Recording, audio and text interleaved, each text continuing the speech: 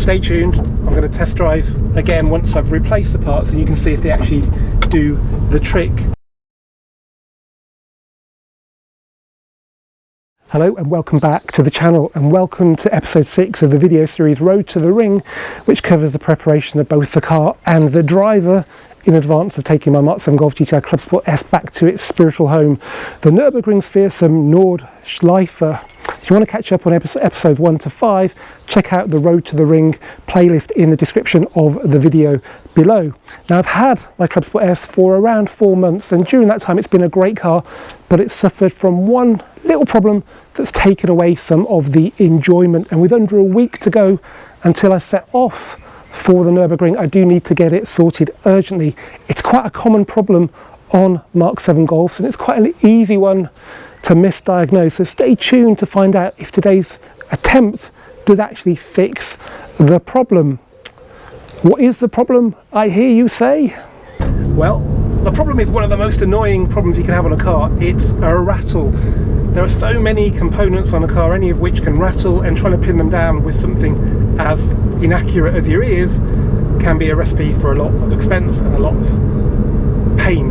So it's good that I can pinpoint it down to the front suspension. That really only leaves 3 components that could be to blame.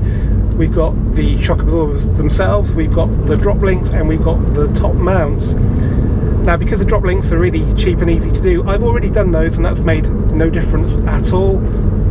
The shock's really expensive, so we're going to go with the top mounts today, and that kind of makes sense because it's actually left and right that are affected. Not just one side. The near side tends to get more of a battering on the roads, but this car's done 14,000 miles, so I don't think it's a wear and tear issue. I think it's more to do with the fact the car's been standing, and that's affected both of the top mounts. Now, the rattle occurs more in comfort mode when there's more movement in the shock, and it's not something that you hear when you're on the motorway or doing over about 50 to 60 miles an hour, but sort of from crawling up to about 40, 50 on relatively minor imperfections, you get this very hollow knock from the base of the windscreen, which does tie in with top mounts or shock, but it does sound like it's connected to the body like a top mount would be. If you've ever heard a rattle from, say, a Mk1 TT or a Mk4 Golf from the front axle, which can be anti-roll bar drop links, it sounds just like that. So you'll understand why I replaced the drop links first, but it's definitely not them. So let me replicate it. Oh, that was a bit worse than expected, but there's a light rattle just there.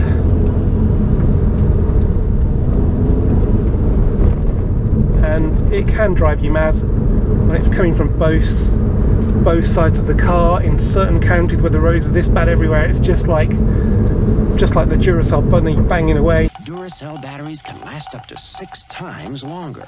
So it can only be to do with it having stood for a lot of its 6.5 years on the planet. Again and again. So there's my verdict. Strut top mounts. Stay tuned. I'm going to test drive again once I've replaced the parts, and you can see if they actually do the trick. But before we do that, I'm going to explain to you the parts you need, the tools you need, and then I'm going to show you how to replace the top mounts on your Mk7 Golf. And this is also useful if you need to strip your suspension down to change the springs, for example. We're only going to do the front, but the backs are pretty easy anyway. So yeah, let's get back, let's get cracking. Now, it's that time in the video where I like to remind you how you can support this unsponsored channel. The easiest way to do that is to subscribe if you haven't already. There's still quite a few views coming from non-subscribers, so if you like what you see, then I'm sure you know what to do. Big thanks to everybody who has already subscribed, and they form part of that magic 50,000 subscriber total that we got to a few days ago. It's quite an important number when it comes to YouTube. I'm not exactly sure why. Maybe once upon a time it opened more doors with manufacturers so you could borrow more cars, but I'm not sure that's the case right now. Something I'll explain in another video.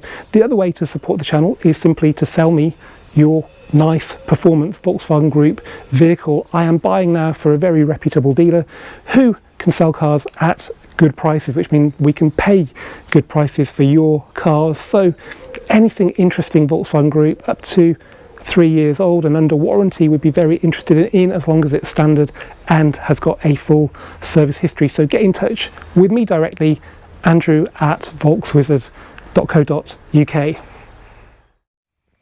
Okay, let's start off then with the parts that you need to do this job. Well, basically you need a top mount and the bearing. You can buy these separately, but I didn't think there was an awful lot that could go wrong with this at this kind of mileage. I can imagine at high mileages the metal bit can separate from the rubber, or the rubber can start breaking up, but at 14,000 miles I thought the bearing was probably the most likely cause of the problem, because bearings don't like being stood still. So this is a Febby Bilstein part. I've used them on the channel before. They're a very high quality aftermarket supplier. A lot of you guys will say, why aren't you using genuine? Well, the reason I'm not using genuine is because they've gone wrong at 14,000 miles. So hence, Febby Bilstein, probably cheaper than main dealer, and they came to me next day from Amazon. The pair with the bearing, £56.14. Tools then, right, well there are two parts to this job. The first is to get the strut off the car, which is the hard job. The second job is to strip the strut down and replace the top mount. To get the strut off the car, you need to jack it up, so you need a jack, you need 2 axle stands, because you really don't want any weight on the anti-roll bar. You need something to get the wheels off. That's all I use this torque impact gun for on this job, just to get the wheel nuts off. With the car in the air and the wheel off, you need to then undo the anti-roll bar link, which uses an 18mm socket and I think a T30 Torx. Then you need to undo the pinch bolt that clamps the bottom of clamps the knuckle together to hold the strut, and that needs another 18 and an M14, which is there. That's called XZN or spline. And then with that done, you need to undo the 30mm that hold the strut mount to the chassis. That's a 13mm, yeah, there, or a socket there. And then, well, actually, to get the strut out, then you need to, it's not here, which is annoying, you need something to spread the knuckle open. There's a tool for this, but I just use a 1/4" ratchet. So a smaller version of that, basically, that spreads it open. That lets the strut come out. In theory, if it doesn't, you need lots of this, and you need some of this, and a bit of this. But this is the key part of the tools for this job. This is a piece of wood. The Yanks call it a 2x4. I did measure it, it wasn't 2x4, but whatever, it does the job. This basically is jacked up when in theory the strut's loose in the knuckle, and then you compress the spring on the car with this and the jack, and that should then get the strut out of the knuckle without having to dismantle the drive shaft or the ball joints. This cut here is to go around the DCC module. You don't want to put any weight on that, so make sure it's not actually jacking it up on there. And that hole there is to bolt this to the eyelet on the strut, which normally holds the anti-roll bar link. So yeah, so this is the trick. We'll see if it actually works. And then once you've got the strut off, you have to dismantle it. This is the only bit I had to order. For some reason, I never had anything in my toolbox that would do this. 21mm spanner that holds the nut on the top of the shock, and then you use a T45 Torx to hold the strut shaft, and then you can undo that, get it off, but don't forget to put your spring compressors on. These very rarely get used, but they're so useful. I've had them 10 years now. As you can see, they're a bit rusty. Just stick a 21mm on there, conveniently the same size as what you're using to undo the shock, and that takes takes the pressure off the spring and means you don't end up killing yourself when you undo the top mount. And I'm pretty sure that's it. Yeah, there's a few other bits and pieces, like you have to undo the level sense for the headlight leveling. That's the 10mm. There's a 10mm bracket on the strut that holds some of the wiring and the brake line. You have to undo that as well. Breaker bar if anything's a bit stubborn, and ideally torque wrenches. So the big one is for the wheel bolts, 120, and then you need a 15 Nm and a 60 Nm one. But you know, you can probably busk it on this, I guess. You also should replace the pinch bolts, but if I don't come back from Germany, I should have replaced the pinch bolts, but I haven't. So yeah, that's it. I think that's everything. let's get to work. Okay, so the car's now safely suspended in the air with an axle stand under the subframe on each side. There was a comment on a video a few weeks ago where the guy said I should show you guys where to jack up the Mk7 Golf, and it's really easy. The sill's just a straight bit of metal just in from each wheel arch. There's a raised section that's a few mil lower to the ground, and it's a few inches wide, and that's where you put your jack. It's always worth getting down on one knee and just checking you've got the jack in the right position, because it's really easy to get that wrong even when you do get down on one knee and have a look. So just check you're not going to damage anything with where you're putting the jack. And yeah, that's it. Now, before you take the wheel off, I would suggest you just loosen the top mount bolts here, and that's because when the car's in the air and the strut's just hanging down like that, there's a lot of strain on the top mount nuts. What you don't want to do is for them to break loose of the top mount, because they are in theory captive, but because there's rust on them, I mean, they just sit in the top of the wheel arch, in top of the, yeah, pointing down, and they do get rusty. Combine that with the strain of the shock hanging off the top mount, and you can find it very hard to get them off. It's not unusual to break them free from the top mount, which means a world of pain. So just nip them off with the 13mm socket. All you need to do is pull the metal clip out from the, actually pull the rubber cover off the scuttle cover, and then pull this clip out. There's 3 of these, middle and 2 side ones, and then you'll see the top mount bolts just there, and then just make them loose. Do not take them out completely at this point. Right, now let's get the struts out of the knuckle using the special 2x4 method. Okay, first up we're going to remove the clip that holds the brake line to the bracket that's screwed onto the knuckle. Then we're going to unclip the DCC shock wiring, usual sort of tabby push in and pull down. Then pull that loom off the bracket as well, just comes straight out like that. And that is the bracket clear. There's also a level sensor for the headlights on both sides, which we need to remove just in case we overstrain it and break it. So just undo the bracket on the wishbone. It's a 10mm socket. And then we need to undo the bracket off the knuckle. This isn't essential because there's nothing connected to it now, but the reason I like to do it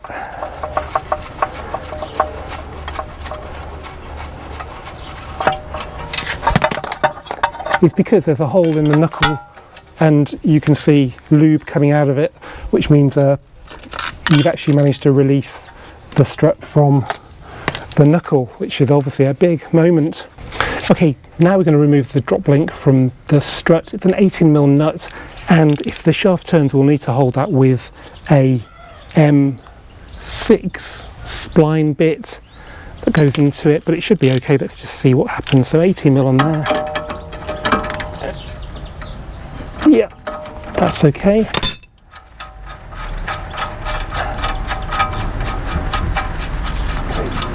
Good, and because the other side's off the ground, it should just pull out. It does. So put the nut back on there and just tuck this out of the way down here. And next up we need to do the pinch bolt that holds the strut into the knuckle. So for this we need M14 spline and again 18mm. It's going to be quite tight, so I'm just going to use this breaker bar and hold this nut. Actually, let's just see if I can do it without that. Oops.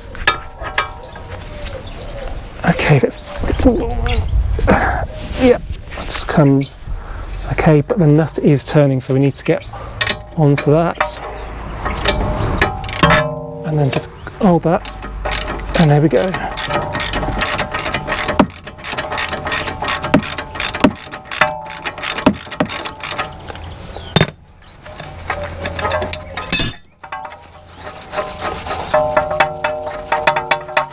Okay, and just inspect this carefully if you're not going to renew it. It's recommended you do renew them because they do stretch. I haven't actually got any now, so I'll probably do it later on, but it looks pretty good to me. When I've taken them off Mark 5s, they've been bent, so that looks in pretty good condition. I'll give it a clean up and yeah, use that temporarily later. Right, so now there is nothing actually holding the strut into the knuckle. And this is where we deploy the famous 2x4 method. Actually, I'm going to undo the ABS sensor plug because it is in the way on this side. So this is a piece of wood with the DCC cut out, and just, I think on this side it has to go between the tie rod and the knuckle. That's good. The trick is to put the bolts was before holding the strut into the knuckle, to put that into the bolt and then bolt that's where the drop link goes on the strut, and that means this won't deflect as you jack it up. Okay, so let's pop that in and then get the nut on.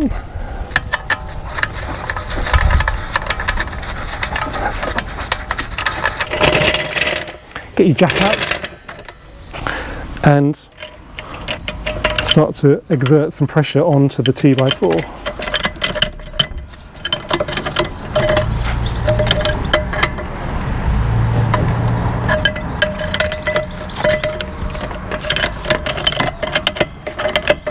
And you can see the knuckles going up with the strut.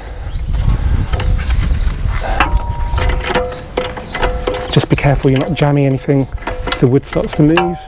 Now, I can't emphasise how important this next bit of the job is, because if you don't do this properly you'll never get the strut out. The knuckle has got a groove down the back of it, and you have to spread that groove open to get the strut loose. On some US films they're doing it on brand new cars pretty much, or cars are a year old, and this just pops out of the knuckle. But on our UK cars or older cars now, there's going to be corrosion between the steel strut and the aluminium knuckle. The most important thing though is to spread the groove open a bit. You can tell when it's spread because you can get lube out of this hole. There is a special tool for this you probably ought to buy. Some people say you can use a 1/4 inch ratchet to just push it in, turn it 45 degrees, and that gives you enough spread to get the strut out. This groove wasn't big enough for this, so I've had to cut down a little extension, just take not even a mil off it really, and that now pushes in and spreads the knuckle, so this should come out. A very important point is that there is a tab on the back of the strut that goes into that groove, and if you're obstructing it with this then you will never get that out, so you have to move the spreader down as the strut comes out. A good idea is to mark the strut so you can monitor progress. Right, let's get this in. So we're just going to get it in and turn it 45 degrees. Yep. Check the lube. Yeah, it now comes out the bottom hole as well, so that's good. Okay.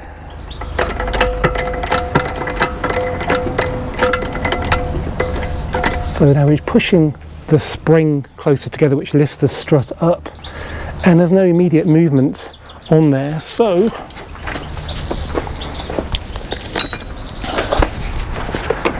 I'd recommend encouraging it with a hammer. Now just watch your wing when you do this, and you can see now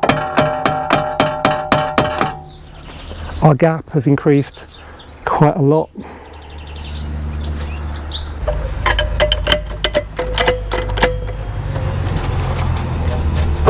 Right, just push it on the brake disc now, means it's coming out. So that's pretty much all the way out. We just need to get the spring, the strut a little bit higher.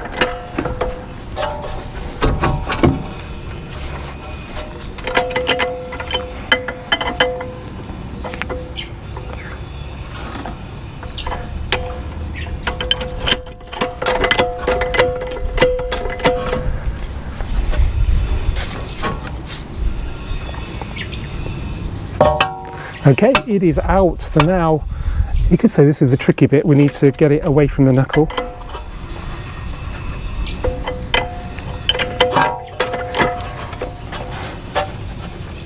Okay, and now we need to carefully release the tension in the spring. Okay, at this point it's a good idea to get those top mount bolts off.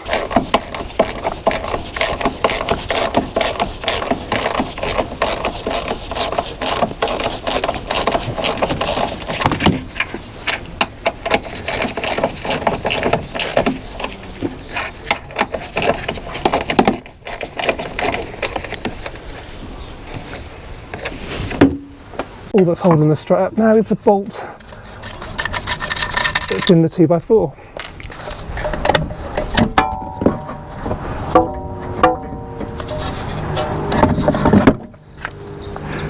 And there she is. So the 2x4 method is basically designed to make life easier for home mechanics working on their driveway. The proper way to do this is to disconnect the drive shaft bolt and the ball joint to wishbone connection, and that allows you then to manhandle the knuckle far enough to get the strut out. But this is quicker. It involves less. It means removing fewer potentially rusty components which can cause problems, and yeah, it's very, very clever. So this is about 22 inches. It just needs to clear the bottom of the wishbone, and so you can jack it up without interfering with the wishbone, and then that is it, a piece of wood. As you can see, I'm a worse carpenter than I am mechanic, and that's sort of saying something. Okay, so here is the strut complete then, and this is the top mount up to here. There's the spring, so you can see actually the top mount isn't parallel, it gets lower as it goes further in. That's the marking there, is the inner section, so that sits like that. So it's important you get the orientation right in the body. So yeah, let's take this apart now and see if we can find the faulty component that's causing that really annoying rattle. So what we do is we put the compressor, the spring into the compressor or the strut, and we use a 21mm spanner, which is conveniently the same as the one for the top of the strut, and then we wind this clockwise, which then pulls these two plates down, taking the tension off the spring. Okay, so now we need to undo the nut on the top of the strut. That's 21mm, and because when you turn it, the shaft of the shock turns as well, you need to hold that with this T45 Torx.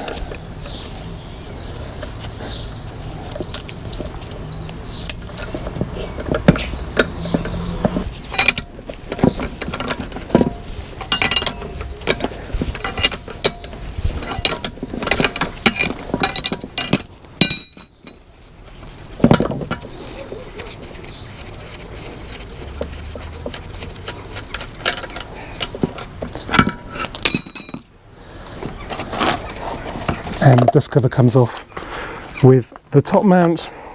So there is the old bearing. The rubber bit looks pretty good, really. What about this then? I'm not convinced that's normal.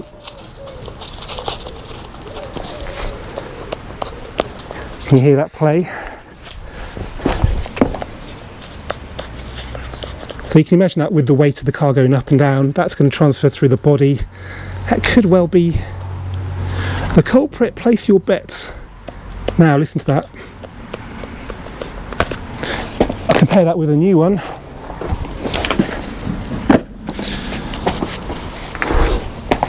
There's nothing there. There is no play. What do you think? Do you think that's going to be the problem that's causing the rattle? Well, let's put it all back together and find out. Now, I know a lot of videos at this point say refitting of the reversal of removal, but this is actually quite tricky, so I'm going to follow it through and show you the whole process to get the strut back into the knuckle. Okay, so it's a good time to give you a shock, a good clean. It's pretty hard to do it on the car in all the corners. While you're at it, you might want to just give the wheel arch a spray of some protective wax. I'm using this Dynex UC from Built Hamber. It's quite a fine wax, dries clear. I actually can't see where I've sprayed it most of the time. It's pretty good. Just, I wouldn't necessarily spray it where the top mount sits on the chassis, because that could cause all sorts of problems, but around that area, it's not going to do any harm, because there isn't an awful lot of protection there, and mud can sit there. Okay, so we've still got the spring under tension. We're now going to fit the new top mount. We fitted the dust cover to the bearing. It just slots in. You can only do it one way, you can't get it the wrong way. And that's the new Febby Bilstein mount. There's not a lot in it. So the bearing slots into a groove on the top mount just here, so you can't get that wrong, and then that sits on the inside of the car. You can turn it around when the strut's on the car anyway if you get it wrong, so I wouldn't worry about it too much at this point. So let's get the dust cover around the bump stop like so.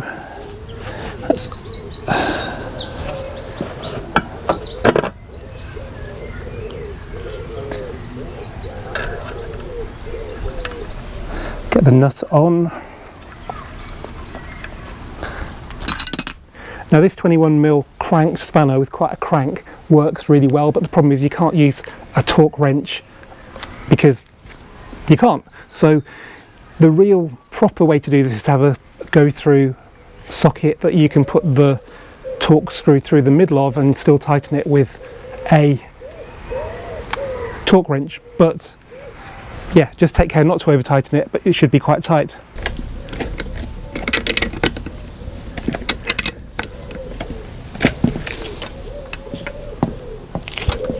Okay, so that's nipped up. Now let's just try and get some proper torque onto it.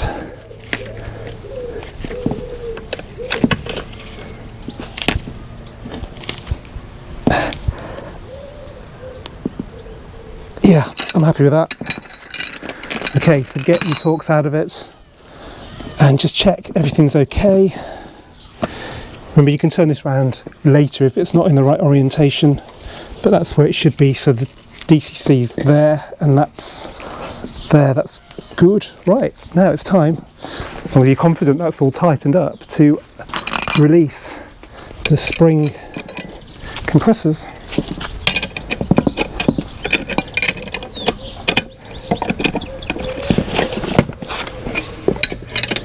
Now time to reverse the 2x4 method and get the strut back on the car. If you've got some corrosion on your strut top mount bolts that go under the bonnet, then just give them a clean off with a wire brush. They are exposed to the elements. You can see how much of it sticks out, so it's very easy to understand why on older cars the captive nut on the top mount will break off when you try and do it. So clean it off now to stop it breaking off when you're doing it up, and then give it a coat of grease as well, just to protect it when it's in situ, like so. The next bit of prep is to give the knuckle a good clean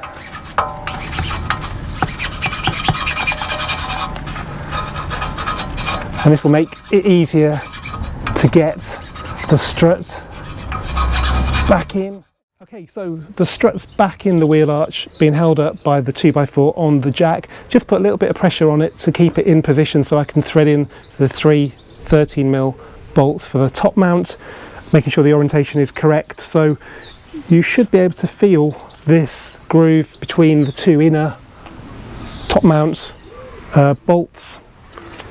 There's an actual arrow on the top mount on the Febby one as well, by this notch pointing backwards and forwards. That means basically one should point backwards, one should point forwards. You can't get the wrong way around because there's only one way up.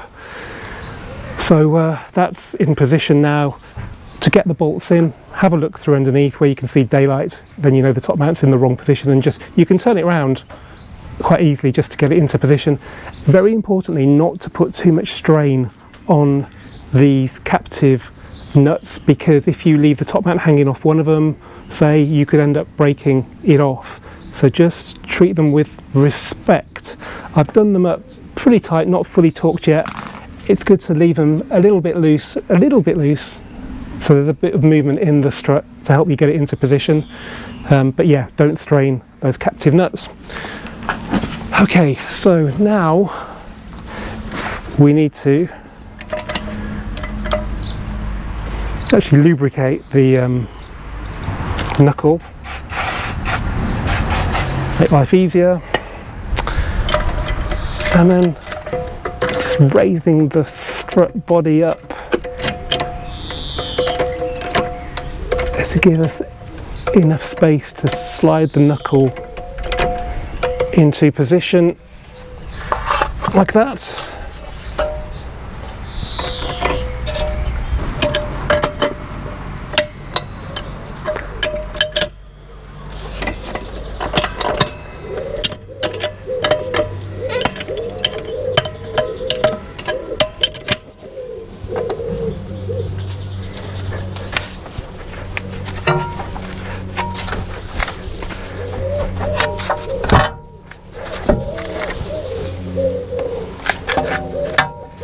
Okay, we've got the tab in the back, in the groove now.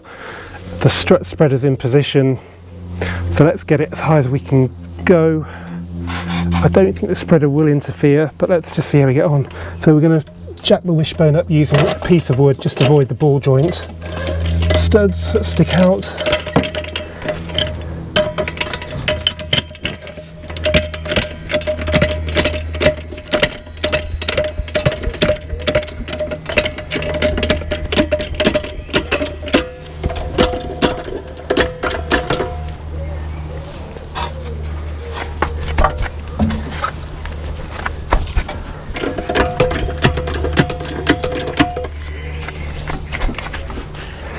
There we go, it's popped in.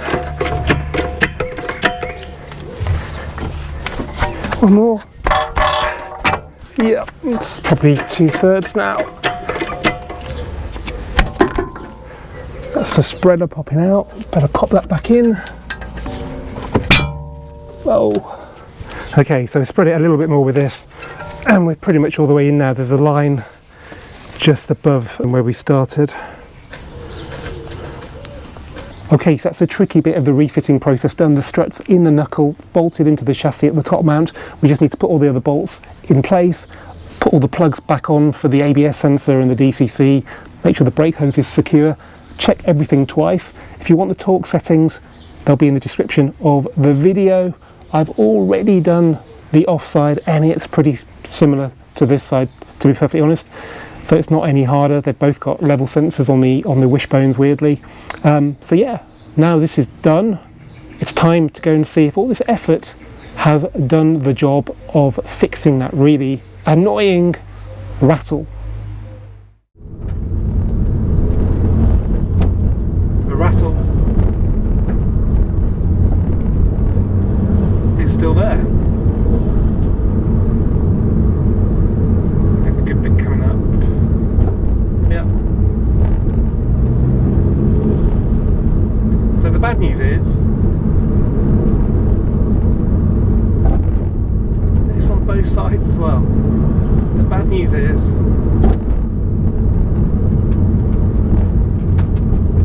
that it's looking very much like front shocks, and because they're about £600 each, roughly, could be more now, it's definitely a job that I'm going to have to get done under warranty. The problem with that is that APS can't do it in June, and I'm off to the ring in a week, so what I'll need to do now is try and contact warranty wise. I'm really surprised though, I really am disappointed.